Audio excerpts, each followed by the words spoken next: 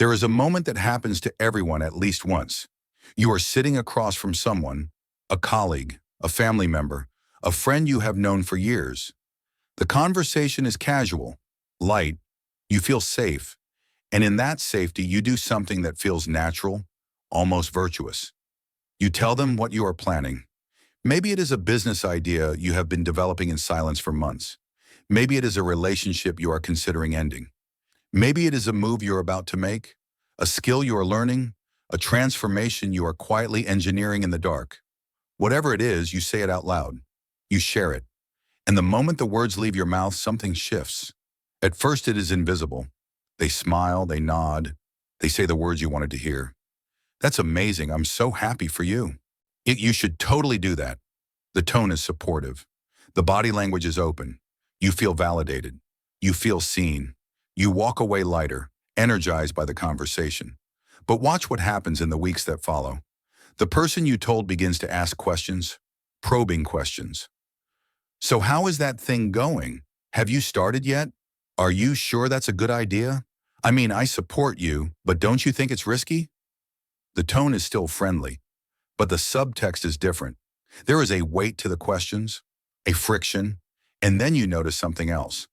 The opportunities you were waiting for begin to close.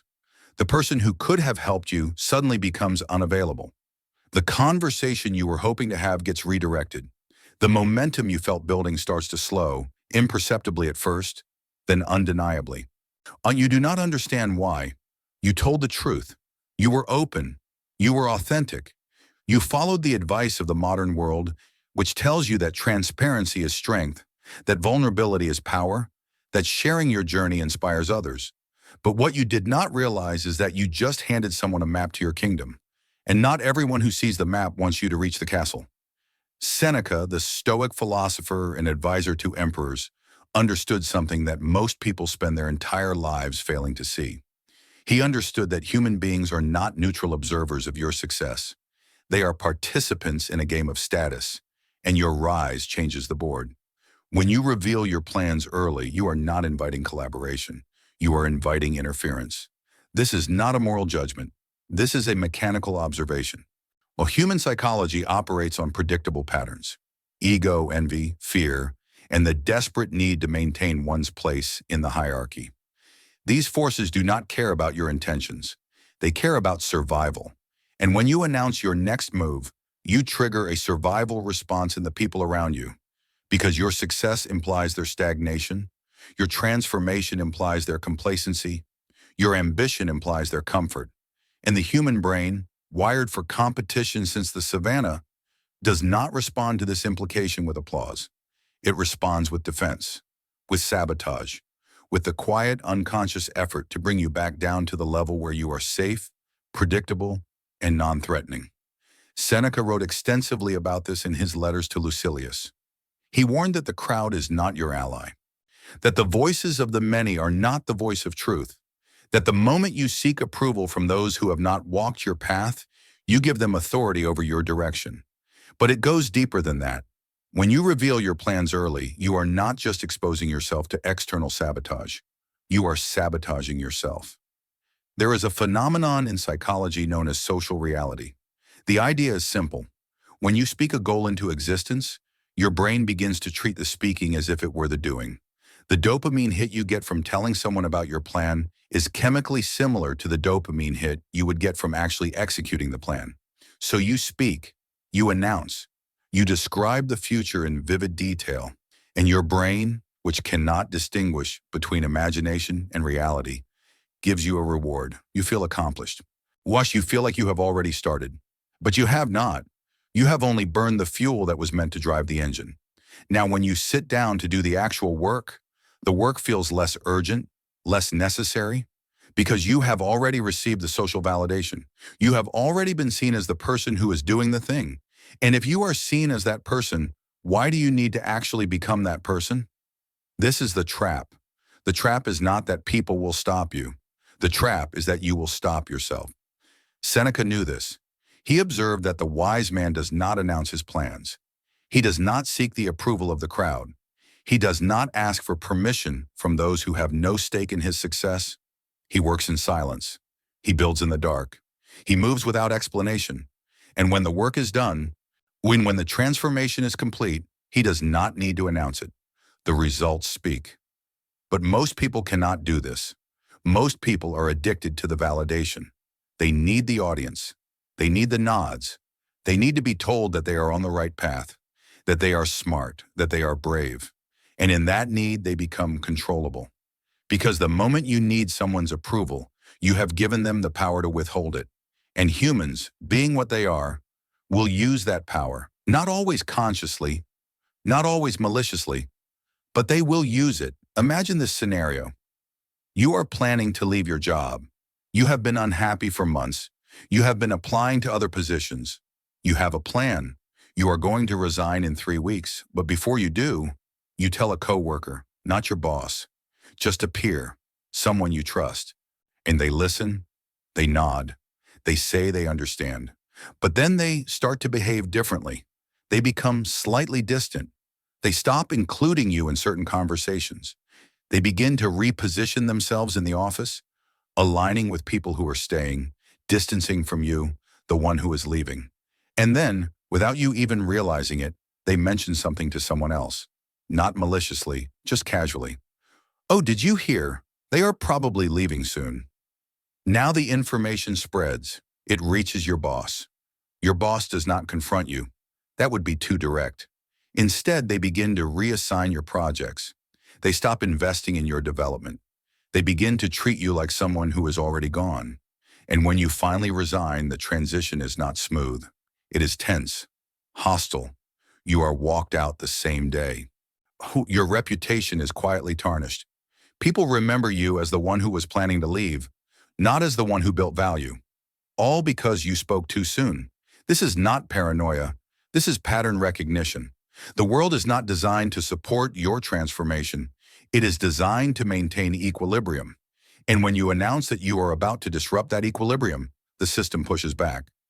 Seneca advised Lucilius to guard his plans like a general guards his strategy. In war, the enemy does not need to defeat you in battle if they know your battle plan. They simply need to position themselves to counter it. The same is true in life. When you reveal your next move, you give people time to prepare, time to adjust, time to interfere, and they will. Not because they are evil, but because they are human. Let me give you another example. You decide to get in shape. You have struggled with your weight for years. You finally commit. You hire a trainer. You change your diet. You wake up early to run. This is your time. You are serious, but before you even start, you post about it. You tell your friends. You announce it on social media. Starting my fitness journey. Let's do this. The comments flood in. You got this. So proud of you. Can't wait to see your progress. It feels good. It feels like support. But watch what happens in week 3. You are at a dinner party. You decline the dessert. Someone says, oh, come on, one piece won't hurt. You are already doing so well. They are smiling. They are being nice. But what they are actually doing is testing your resolve, because your discipline makes them uncomfortable. Your commitment highlights their lack of it. And subconsciously, they want you to break, not because they want you to fail, but because your success makes them feel inadequate. So they offer you the cake, and if you take it, they feel relief. You are human after all. You are not better than them. The hierarchy is safe. This is the invisible war that happens when you announce your plans. Seneca would tell you to stop announcing, to stop seeking the applause, to stop feeding the need for external validation. He would tell you to work in silence, not out of arrogance, not out of secrecy for its own sake, but out of strategic wisdom. Because when you work in silence, you do not give people the opportunity to interfere. You do not give them the chance to plant doubt. You do not give them the time to adjust their behavior to counteract yours. You simply move. And when they finally see what you have built, it is too late for them to stop it. The foundation is already laid. The structure is already standing. The transformation is already complete. This is the power of silence. It is not passive. It is not weak. It is the most dominant position you can occupy, because silence is a void. And voids cannot be attacked. If you do not speak, they cannot argue with you. If you do not announce, they cannot prepare. If you do not explain, they cannot misunderstand. You become unreadable. and the unreadable are unstoppable. Seneca observed that the wise man is not concerned with the opinions of the crowd. He is concerned with the execution of his will. He does not waste energy defending his choices. He does not waste time justifying his path. He simply walks it. And the people who were waiting for him to fail, who were preparing their criticisms, who were sharpening their doubts, are left standing on the side of the road, watching him disappear into the distance. By the time they realize what happened, he is already gone. This is not about being secretive for the sake of mystery. This is about protecting your energy. Your plans are fragile in the beginning. They are seeds. And if you expose a seed to too much light, too much scrutiny, too much interference, it will not grow. You have to protect it. You have to bury it in the dark. You have to give it time to develop roots before you allow the world to see the tree. Most people do the opposite. They plant the seed and immediately invite everyone to watch it grow. They stand around it, talking about it, explaining it, asking for feedback. And in the process, they trample the soil. They disturb the roots. They kill the thing before it even has a chance to live. Seneca would tell you to stop doing this. He would tell you to protect your plans with the same ferocity you would protect your life. Because your plans are your life. They are the future version of yourself. And if you allow the world to interfere with that future, you will wake up one day and realize you are still living someone else's script. There is a specific type of person who hates silence, who hates the person who does not announce, who does not explain, who does not seek approval. This person is the one who needs you to stay predictable. They need you to keep talking so they can keep controlling. They need you to keep explaining so they can keep judging. Currently, they need you to keep seeking approval so they can keep withholding it. When you stop giving them that power, they become unsettled. They start asking questions. What are you working on? Why are you so quiet? What is going on with you? These questions are not concern. They are reconnaissance. They want to know what you are doing because your silence threatens their position. Your mystery makes them anxious. Your refusal to play the game makes them feel like they are losing control. Good, let them feel it. Because the moment you stop explaining yourself, you reclaim your sovereignty.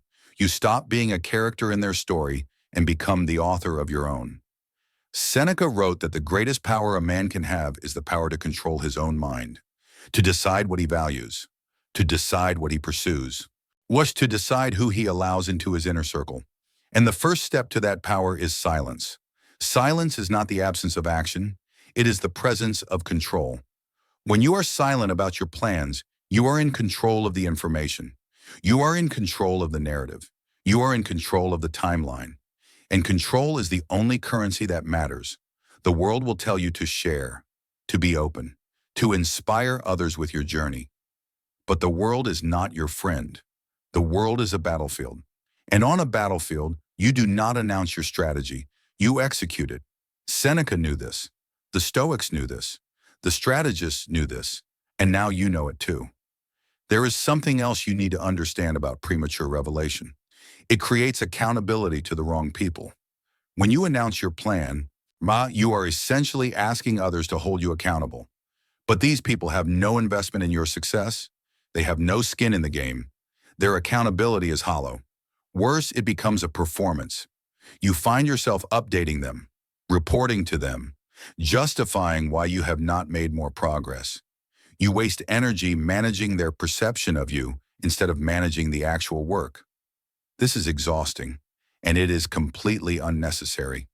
The only person you need to be accountable to is yourself. The only person who needs to know your progress is you. The only person who deserves an explanation is the one looking back at you in the mirror. When you work in silence, you eliminate the performance.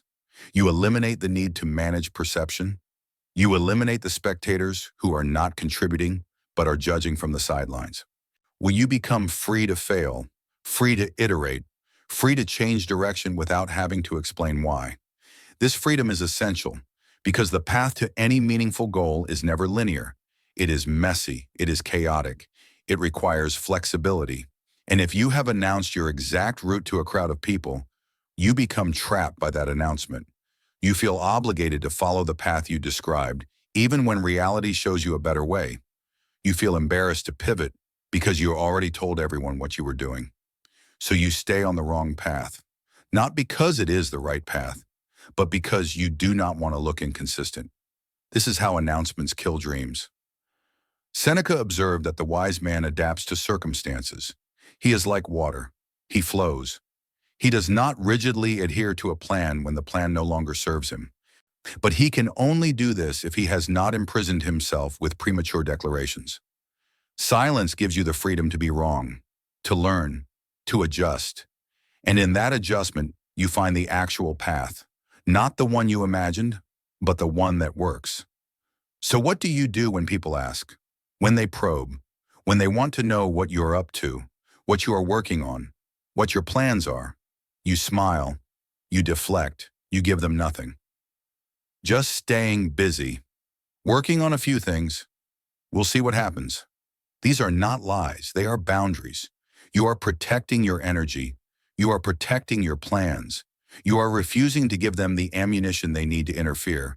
And if they push harder, if they accuse you of being secretive or distant, you let them. You do not defend, you do not explain. You simply continue moving in silence. Because the people who truly support you do not need constant updates. They trust you. They respect your process. They wait for the results. The people who demand explanations, who need to know every detail, who cannot tolerate your silence. These are not your allies. These are the people who want to control you, who want to keep you in a box, who need you to stay predictable so they can stay comfortable. Let them be uncomfortable. Your silence is not a rejection of them. It is an affirmation of yourself. It is you saying, I do not need your permission. I do not need your validation. I do not need your approval. I am moving regardless. And when the work is done, when the transformation is complete, when the goal is achieved, they will see it. They will see the business you built, the body you sculpted, the relationship you left, the skill you mastered, the life you created. And they will ask, when did this happen? How did you do this? And you will smile, because by then it will not matter what you say. The work will speak for itself. This is the strategy of Seneca, the strategy of the Stoics, the strategy of every person who has ever built something meaningful in a world full of noise. Work in silence. Let success make the noise. So the question is, what are you going to do with this knowledge? Are you going to keep announcing your plans, seeking validation, inviting interference? Or are you going to close your mouth, sharpen your focus, and move in silence until the work is done? The choice is yours. But understand this, every word you speak about your future is energy you are not putting into building it. Every person you tell is a variable you are adding to the equation. Every announcement is a leak in the dam. Stop leaking, seal the walls, work in the dark. And when you are ready, when the structure is built, when the transformation is complete, you will not need to announce anything. They will see it, and by then, it will be too late for them to stop it.